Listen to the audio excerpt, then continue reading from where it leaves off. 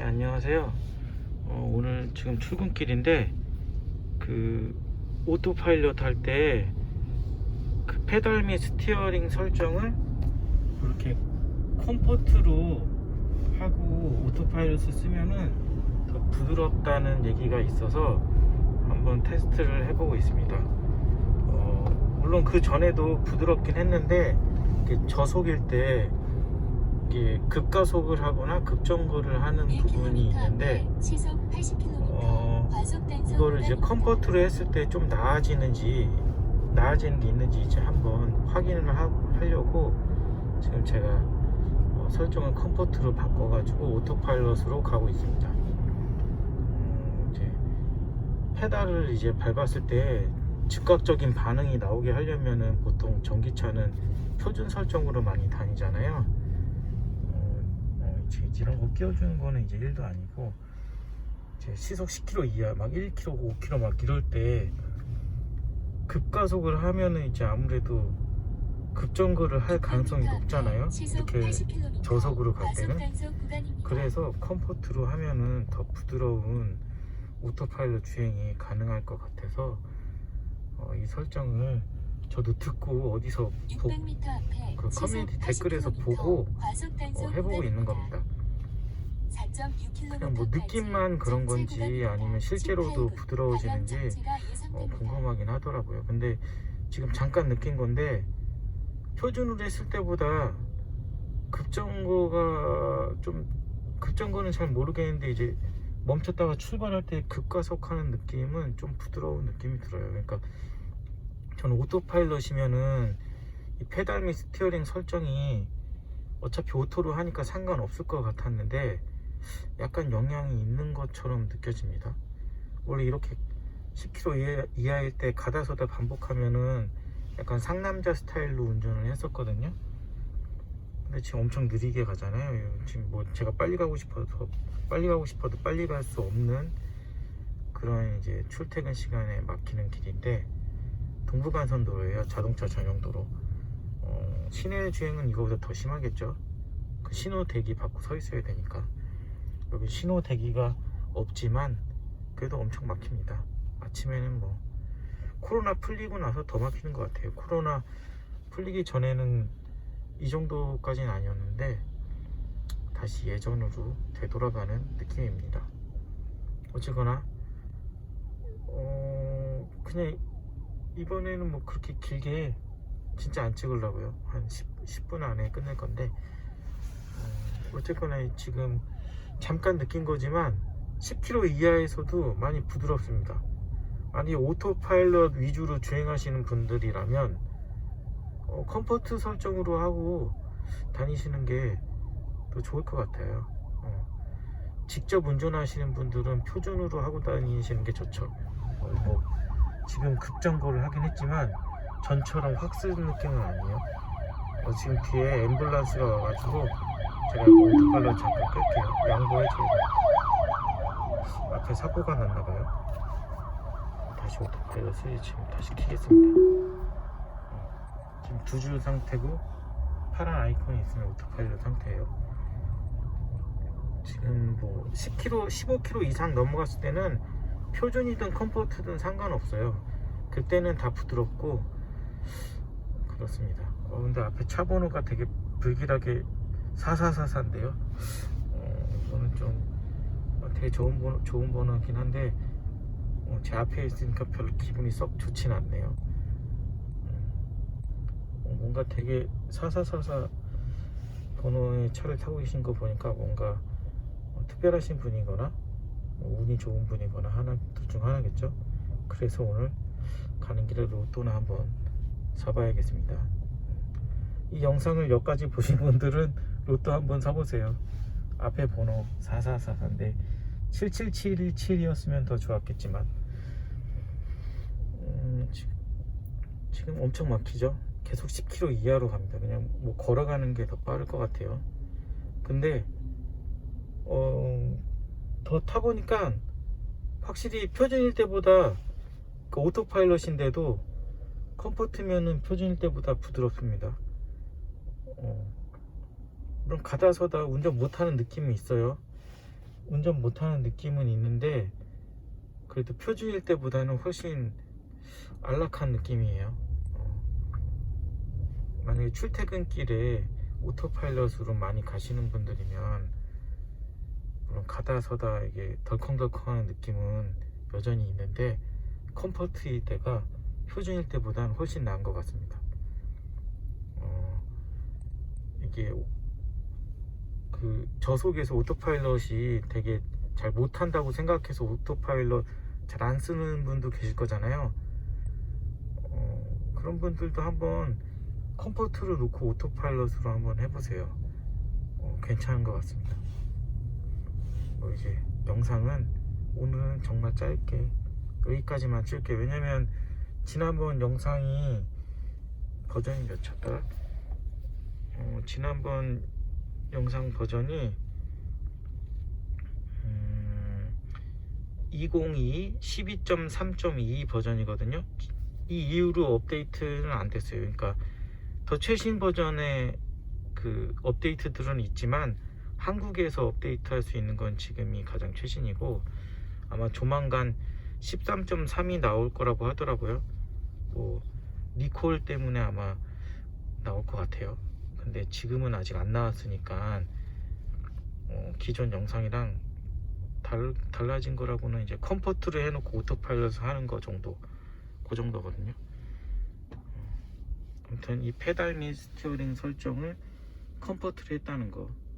스티어링 모드는 그냥 표준으로 했는데 스티어링 모드도 컴포트로 오토파일럿은 뭐 지금은 FSD 아니라 직진으로만 가니까 스티어링 모드까지는 건드리실 필요 없을 것 같고 정지 모드는 뭐 이건 어차피 오토파일럿 주행 중에 설정 변경이 안 돼요. 그러니까 주행 중에 바꿀 수 있습니다. 가속이랑 표준은. 직접 운전하시는 분들은 표준이 더 좋겠죠. 그러니까 내가 발로 컨트롤 하겠다 하시는 분들은 표준이 나아요. 확실히. 왜냐면 내가 지금 가고 싶으면 지금 가야 되니까 그거는 표준으로 가야죠. 근데 이제 컴포트는 약간 내연기관처럼 약간 길을 모았다 가는 겁니다. 그러니까 부드럽게 급가속 하는 게 아니라 길을 모아서 가는 느낌. 그래서 이제 급가속은 안 해요. 근데 뭐 발로 하시는 분들이라도 컴포트를 선호하시는 분도 있을 거니까. 전기차를 샀으면 직접 운전한다면 확실히 컴포트보다는 표준이 낫죠. 왜냐면 차의 성능을 만끽하고 싶을 거 아니에요. 어차피 고속에서 전기차는 힘을 발휘하지 못하니까. 그러니까 110 이상 150 막 이런 고속 구간에서는 내연기관차가 유리하고 그 아래 구간에서는 전기차가 어떤 차보다 유리합니다. 그러니까 슈퍼카만큼의 성능을 보여주죠. 저속 구간에서는. 그러니까 중저속 구간에서는. 근데 이제 고속 구간에서는 뭐 전기차도 뭐 200km까지 갈 수야 있죠. 갈 수야 있는데 배터리가 너무 급속도로 소모하니까. 그리고 모터에도 안 좋아요. 모터가 이제 1단이잖아요. 그 내연기관차들은 뭐 2단, 3단, 뭐 4단 막 이렇게 고속 기어가 있으니까 그 RPM을 그렇게 많이 높이지 않아도 고속으로 갈 수가 있는데 전기차는 이제 고속으로 가려면 모터의 회전수를 1단으로 고속으로 올려야 되는 거죠. 그러니까 엄청난 RPM으로 가야 돼서 모터에 무리도 많이 가니까 사실 전기차를 타고 고속으로 주행한다는 거는 별로 그 좋은 전기차 운행 방식은 아닌 것 같아요. 전력 소모도 크지, 모터에 무리도 많이 가지. 그러니까 전기차는 확실히 이런 시속 100km 아래 구간에서 출퇴근을 편하게 하고 싶다 이럴 땐 전기차가 최고예요. 근데 테슬라가 솔직히 그런 목적으로 타고 다니긴 좀 아까운 차긴 한데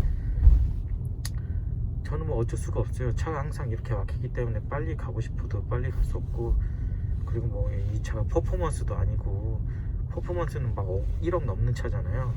1억 넘는 차는 그 정도 그 RPM으로 가도 안 망가지게 잘 만들어 놨겠죠. 내구성이 더 좋을 거 아니에요. 비싼 고성능 차들은. 얘는 그 정도까지는 아니니까 굳이 얘를 타고 시속 막 200km 막 이렇게 갈 일은 없다 이거죠. 아니 갈 수 있더라도 제가 그 정도까지 밟을 사람도 아니고 해서 저는 이제 오토파일럿을 하나만을 보고 그냥 다니는 겁니다.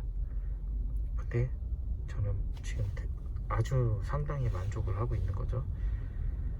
그리고 제가 이제 다니는 길이 자율주행, 아니 여기가 어디냐, 자동차 전용 도로다 보니까 회사까지 갈 때 차선 바꿀 일이 그렇게 많지가 않아요. 그래서 이제 FSD를 살지 말지 그게 고민이 많이 되긴 하죠.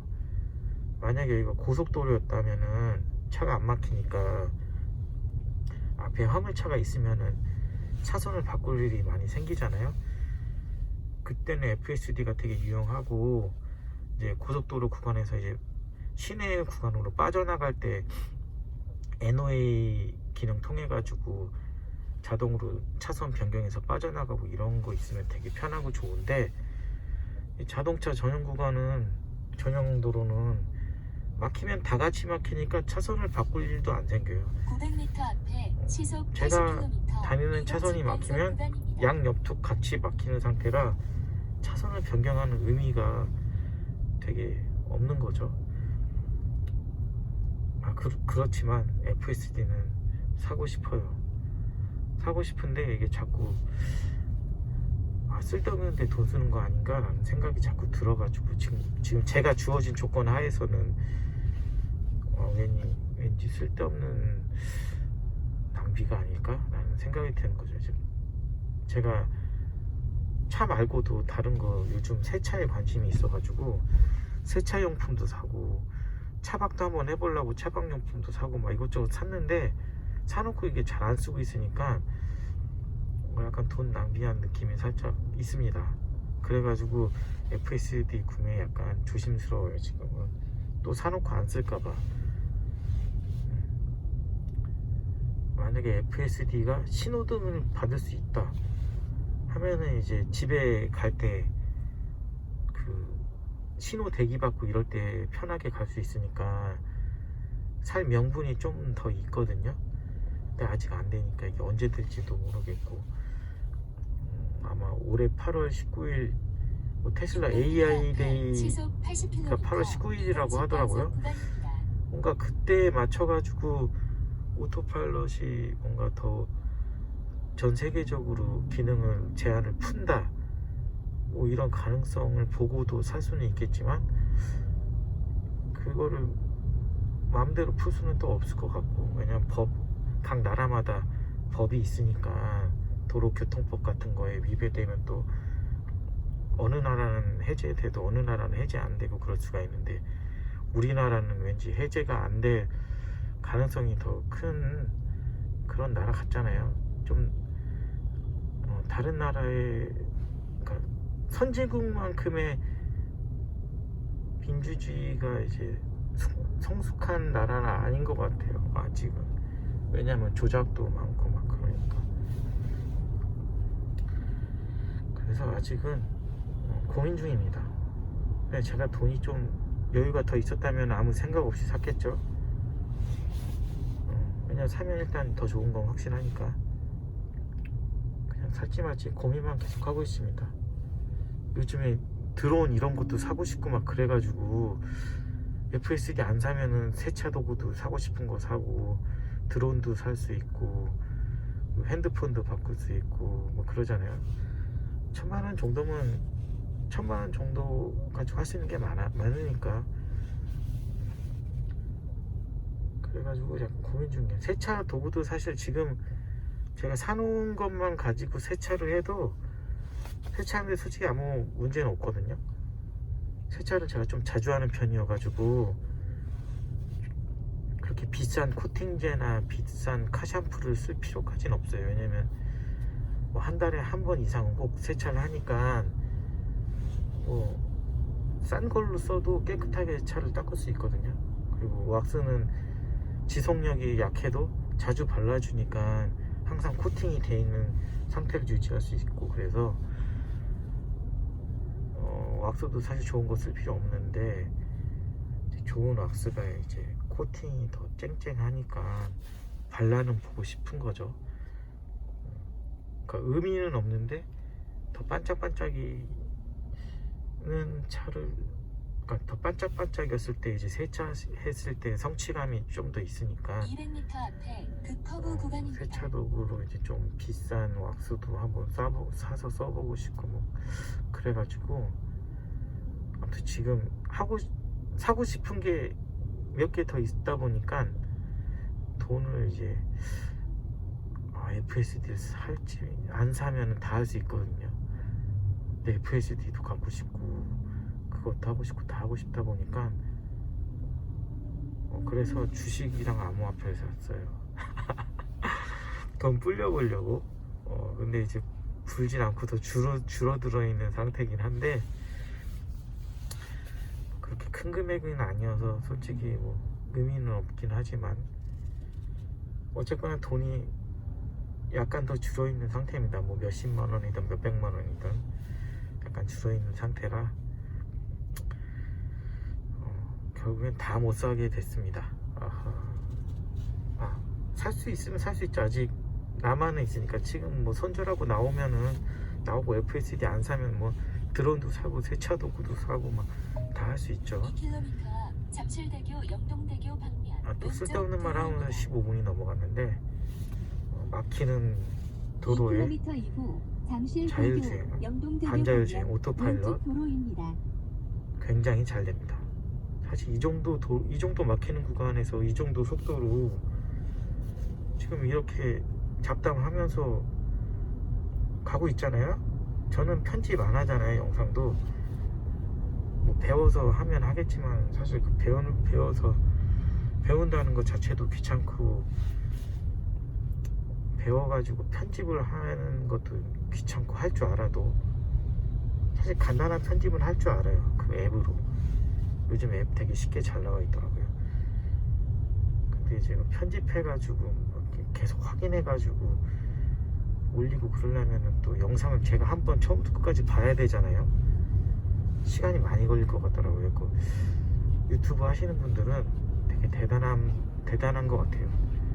찍는데 1시간이 걸렸다고 치면은 편집하는 데는 1시간 넘게 걸릴 거잖아요. 어쨌거나. 왜냐면 영상을 처음부터 끝까지 보면서 300m 앞에 거기에서 불필요한 부분 잘라내고 편집하고 이러면 어쨌거나 시청 시간 1시간에 편집 시간 뭐 몇 시간 들어가면 한 3-4시간 정도 소비할 것 같아요. 제 느낌에는. 안 해봤지만 그것도 문제가 아니야.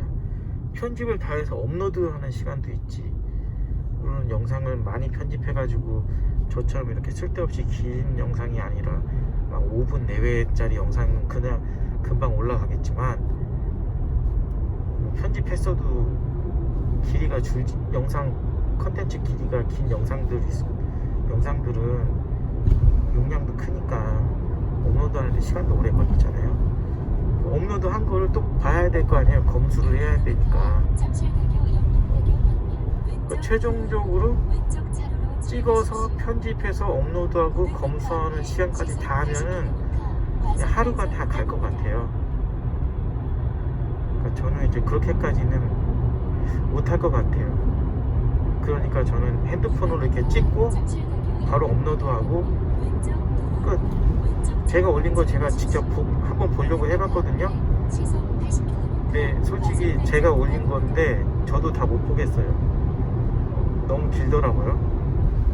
출근하면서 그냥 아무 말이나 막 하면서 갔으니까 찍은 건 그냥 찍은 건데, 찍은 걸 또 보려니까 이게 별 내용도 없는 영상을 계속 보고 있는 거는 쉽지 않더라고요. 만약에 제가 이 차를 안 샀다, 차를 사고 싶은데 오토파일럿이 어떤지 궁금하다, 이런 상태였다면은 내용이 없어도 이 영상을 아마 보긴 봤을 거예요. 얼마나 잘하는지 궁금하니까. 막 이런 커브길 같은 거 얼마나 잘 가는지 궁금하잖아요. 그래서 아마 봤을 건데, 이제 그 목적을 달성하고 난 이후에는 솔직히 영상을 더 볼 필요는 없을 것 같더라고요. 그래서 저는 제 영상은 그렇게 영양가가 제가 볼 때도 없는 것 같습니다. 하지만 처음 보시는 분들에게는 의미가 있는 영상이라고 생각하는 거죠. 저는 항상 새로운 분들께는 좋은 컨텐츠를 전달할 수 있는 그런 무편집 동영상들을 가끔씩 한번 올려보겠습니다.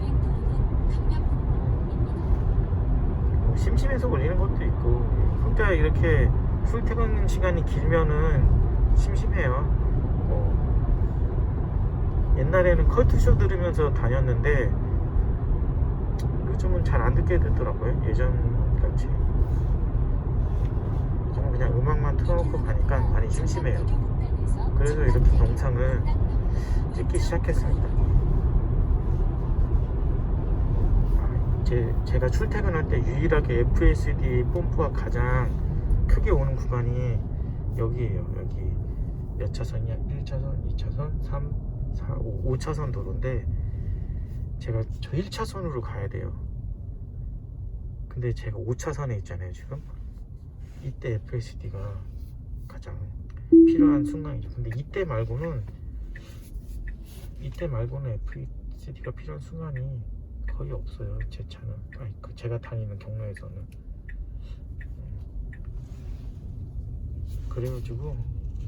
그래갖고 고민이 되는 겁니다. 겨우 이때 차선 바꾸기 위해서 FSD를 사야 되냐.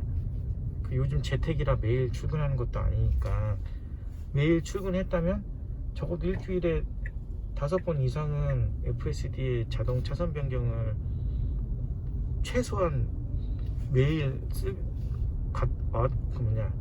출근 퇴근하면서 2번 이상씩은 쓰잖아요. 매일 그것도. 그러면 이제 약간 사고 나서 잘 샀다라는 생각이 들겠는데, 일주일에 한 3번, 2번 이렇게 가다 보니까 일주일에 4번 쓰려고, 4번 차선 바꾸려고 1,000만 원을 투자하기는 좀 약간 멍청한 짓 같다는 생각이 가끔 들더라고요. 그러니까 자신이 다니는 주행 경로의 패턴에 따라서 FSD의 구매 목적, 그러니까 구매 명분은 달라질 수 있는 것 같아요. 저 같은 상황이면 솔직히 FSD가 없어도 문제는 안 되는 것 같더라고요. 지금 이제 이 상태에서 저는 계속 오토파일럿을 찍기만 하면 되는 거라, 자동 차선 변경이 필요하다고 느껴지는 순간이 지금 이 순간이었어요. 이제 또 차선 바꿀 일이 한 번 정도 있다가 회사 거의 다 와가지고 좌회전 할 때 있거든요. 그때 한번 이제 제가 해야 되는데, 근데 어차피 FSD를 결제했어도 지금 국내에서는 좌회전까지는 안 될 것 같거든요. 미국은 다 되는 것 같아요. 좌회전 뭐 이런 거 상관없이, 도로든 자동차 전용 도로든 고속도로든 그냥 일반 도로든 골목길이든 이런 건 구분 없이 FSD로 다 잘하는 것 같던데, 우리나라는 아직 고속도로랑 자동차 전용도로 이외의 FSD는 거의 무용지물이라고 봐야겠죠. 뭐 차선 변경을 쓸 수는 있는데, 쓸 수 있다 정도의 의미만 있을 뿐이지, 이제 뭐 쓰게 되진 않더라고요. 쓸 수 있어도 시내에서는 그냥 그런 느낌이에요. 그러니까 제가 FSD 체험해봤잖아요. 차 빌려가지고 센터에서 FSD 있는 차를 줘가지고 FSD를 경험을 해봤는데, 해보니까, 그리고 이 도로를 왔다 갔다 했어요. 출퇴근 경로에서 FSD 얼마나 좋을지 궁금해가지고, 회사 가는 날 아닌데도 그 차 받은 날 회사 한번 갔다 왔거든요. 영상도 있어요. 찾아보면 뭐 몇 개 안 되니까 뭐 금방 찾을 수 있을 건데, 하나밖에 없어요. FSD 검색해갖고 엔터 치면은 딱 하나 나와요. 딱 하나. 그 영상이 그건데, 그러니까 그 차는 제 차가 아닌 거죠. 어쨌거나 제 차가 아니어서 불편한 것도 좀 있었지만 FSD가 되게 신기하고 좋긴 했어요. 근데 제가 다니는 이 길에서 제가 의도적으로 되나 안 되나 궁금해서 해본 거 외에는 필요해서 차선을 바꾼 케이스가 2번인가 3번 정도밖에 없었거든요. 그렇다 보니까 이게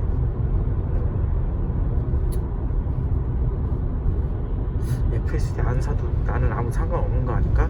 라는 생각을 했던 거죠. 물론 저는 자동차선 변경 하나만 가지고 말씀드리는 거고, PP 주차를 쓴다든지 뭐 써먹 기능을 자주 쓰는 분들이 있다면, 그리고 원격으로 차 근처까지 안 오고 자동차 앞뒤로 움직이게 할 수 있잖아요. 아니 뭐 아파트에 있는데 아저씨 차 빼주세요 이랬을 때 제가 차로 이렇게 뒤로 해갖고 후진해갖고 차 빼줄 수 있잖아요. 그러니까 차 빼줄 일이 많다 그러면 이제 FSD 기능 사면 되게 편하겠죠. 집 밖에 나가기 귀찮은데 그냥 후진만 해주면 되는 경우에 내가 만약에 평행주차를 해놨다, 평행주차에서 다른 차를 못 나가게 막고 있다, 그 차주가 나한테 전화해갖고 차 빼달라고 했다, 그때 창문을 통해서 이렇게 보면서 원격으로 이렇게 후진해갖고 차 빼준다, 되게 멋있어 보이잖아요. 해보고 싶잖아요. 그리고 전화하신 분도 되게 신기할 것 같고,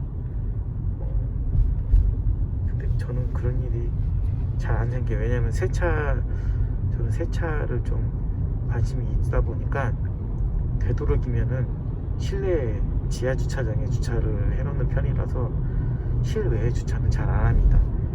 그래서 창문 열어서 제 차가 보이질 않아요. 아무튼 저는 그런 환경이 되라는 거죠. FSD를 사도 그렇게 FSD에 있는 기능을 자주 사용할 환경은 아닌 것 같다는 생각을 했어요. 물론 이게 합리화죠, 합리화.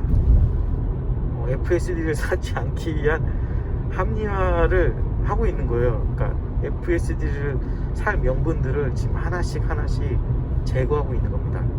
안 사기 위해서, 다른 거 사기 위해서. 사실 뭐 살 수 있으면 그냥 사면 되는 거죠. 사면 더 좋으니까 어쨌거나.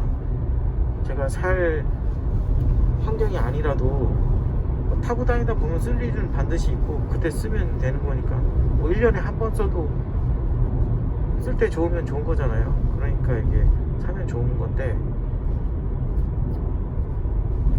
사면 좋은 거예요.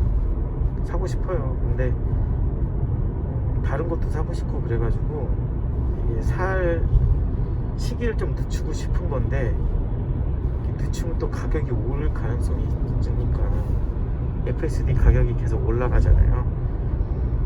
그리고 이제 나중에 구독으로 일부 기능, 내가 원하는 기능만 선택해서 쓸 수도 있을 것 같고, 그러니까 지금 당장 사는 게 맞나? 라는 이런 생각을 자꾸 하게 돼요. 솔직히 지금 당장 없어도 저는 문제가 없어요. 지금 계속 2차선 도로 직진만 하고 있는데 제가 FSD가 뭐가 필요한가요? 계속 이대로 가면 회사예요. 저는 출퇴근 경로가 되게 축복받은 경로죠. 그러니까 오토파일럿만으로도 회사 가는데 아무 문제가 없는 그런 회사를 다니고 있는 겁니다.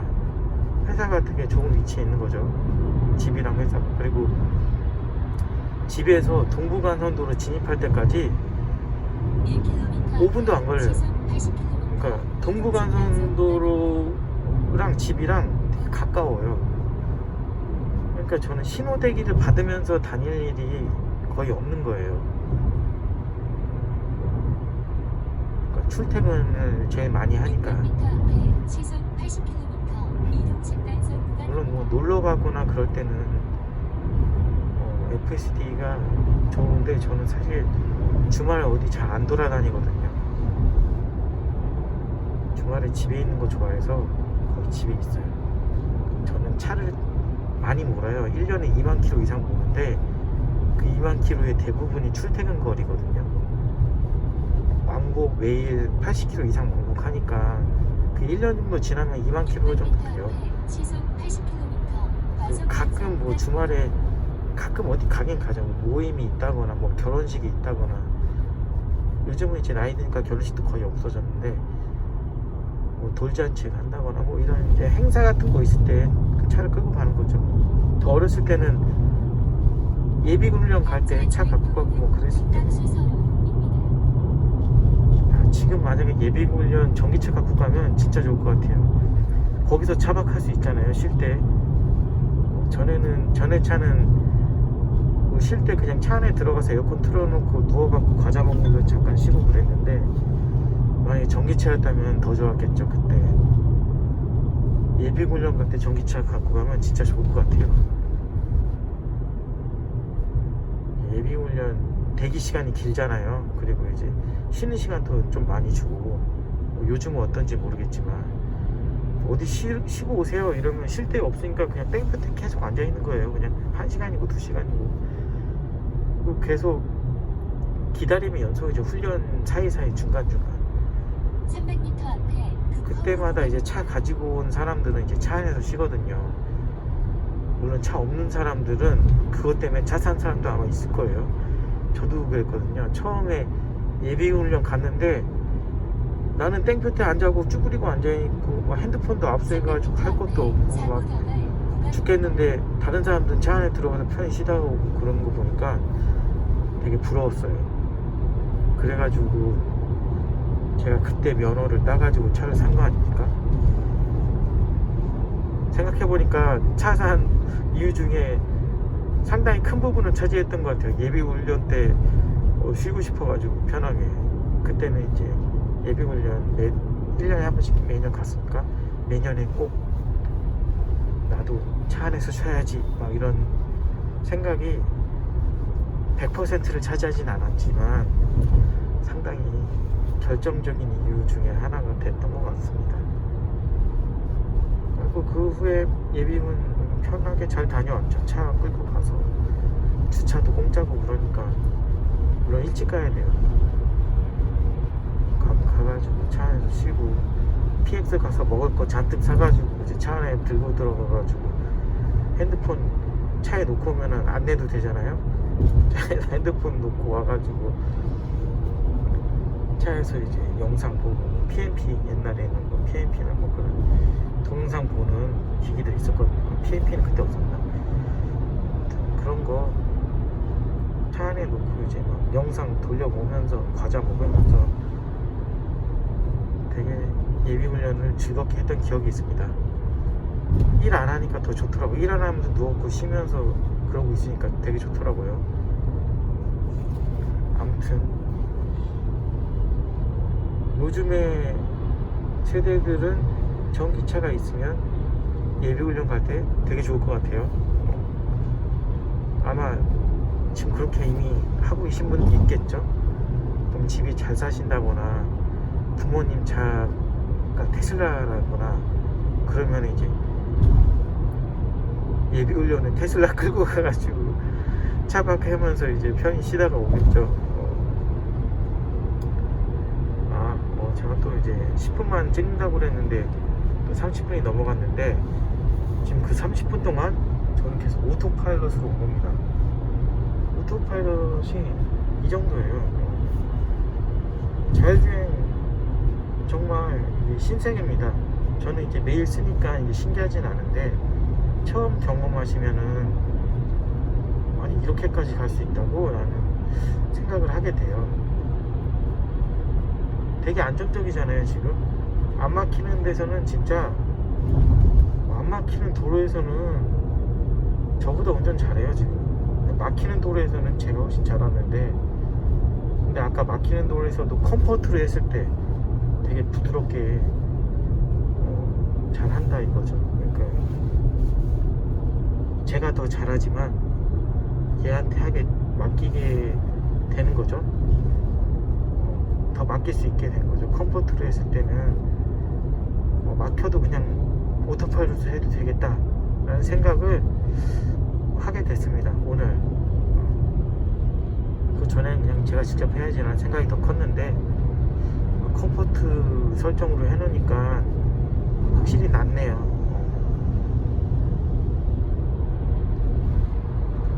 직접 할 때는 근데 컴포트로 하면 답답할 거예요.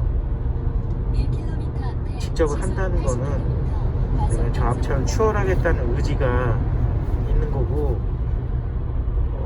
그 욕구를 아마 자제하기 힘들 거예요. 내가 원하면 앞지를 수 있는데 그걸 참는다는 거는 사실 사람의 정신력으로는 600m 찾기 앞에 힘든 시속 것 같아요. 80km 그러니까 과속 단속 테슬라 처음 사셔가지고, 그러니까 테슬라든 전기차든 어떤 전기차든 처음 사셔가지고 티맵 점수를 확인해 보시면 아마 놀라실 겁니다. 31점 막 그럴 거예요.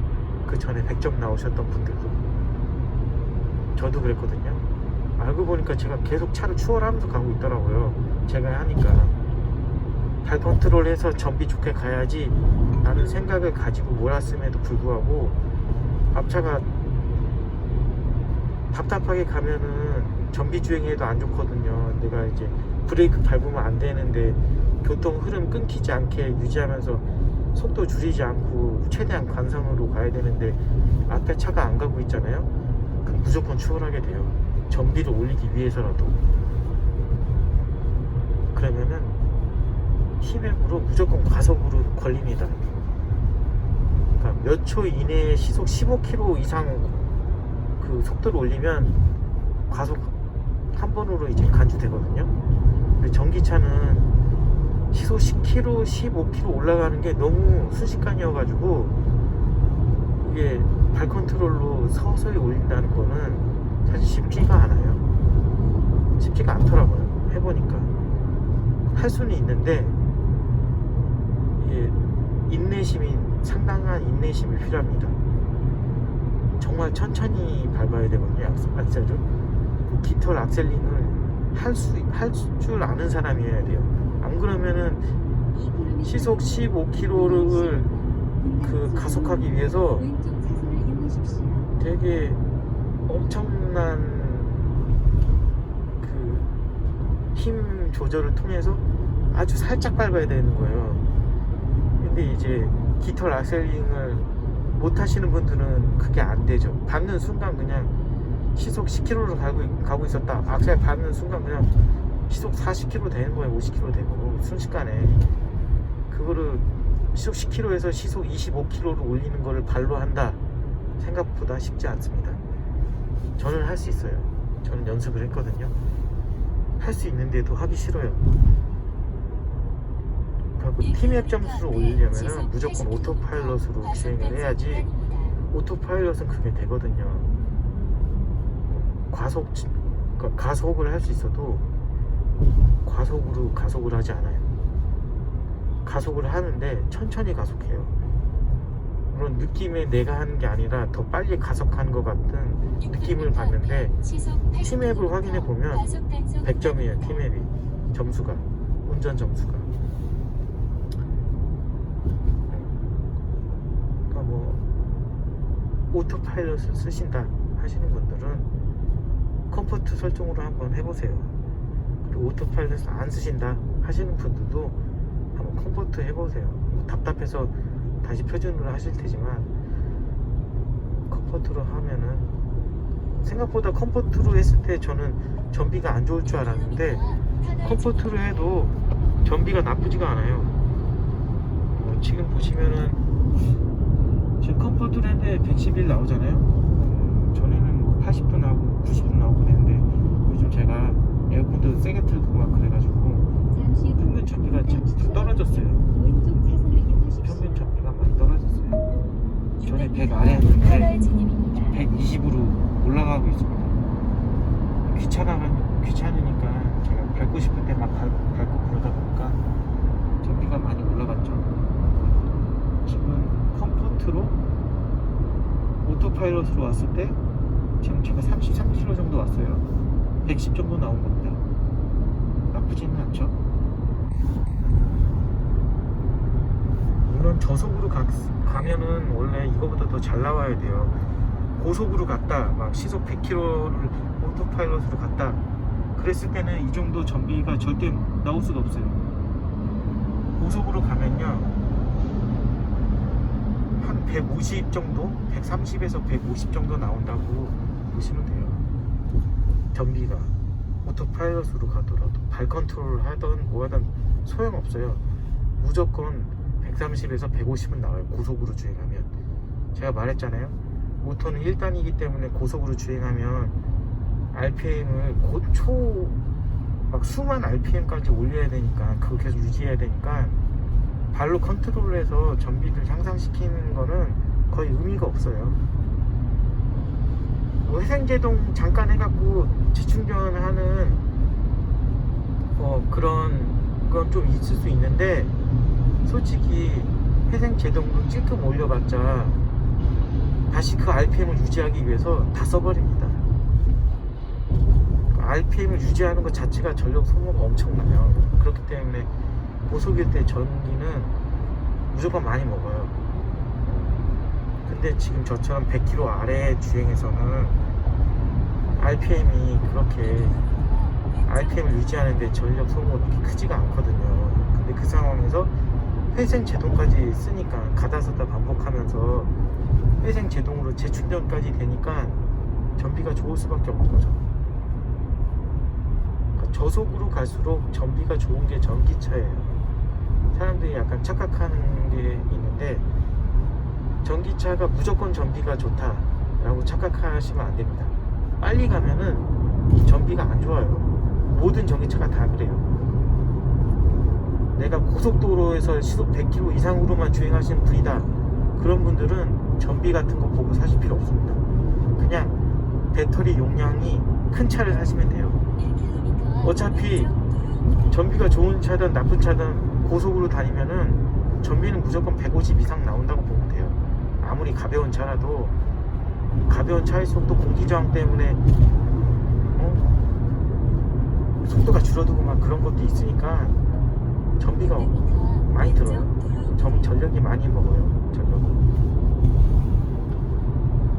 고속주행 많이 하시는 분들 그런 분들은 그냥 전비 같은 거 신경 쓰지 말고 배터리 용량 큰 차를 사시면 돼요. EQS 많잖아요. 벤츠 EQS 이런 차들 그런 거 사시면 돼요. 근데 저처럼 이렇게 출퇴근 길을 많이 다니신다 이런 분들한테는 배터리 크고 전비 나쁜 차 사면은 손해예요. 손해. 그런 분들은 그냥 전비 좋은 차가 짱이에요. 가볍고 전비 좋은 차가 짱입니다. 배터리 용량이 작아도 전력 소모가 얼마 안 되니까 배터리 큰 차를 살 이유가 없는 거예요. 빨리 이런 출퇴근 위주로 다니시는 분들은 내가 막 주말 여행을 해야 된다. 주말 여행이 주목적이다. 그래서 맨날 시외를 나간다. 시외 그리고 고속도로 주행 위주다. 이게 목적이신 분들은 배터리 용량 큰 차를 사야 됩니다. 여행 가려고 차 끌고 나왔는데 전비 좋은 차라고 샀는데 전비 150 나오고 막 전비 좋아갖고 배터리 용량 작은 차인데 전비 150 나오고 그러면은 이거 원래 400km는 간다고 그랬는데 왜 350밖에 못 가지? 이런 생각을 하시면서 차에 대한 불신만 커지는 거예요. 200km 정도 주행하고 충전하면 되는 거죠. 그렇게 미리미리 충전하면 문제가 안 돼요.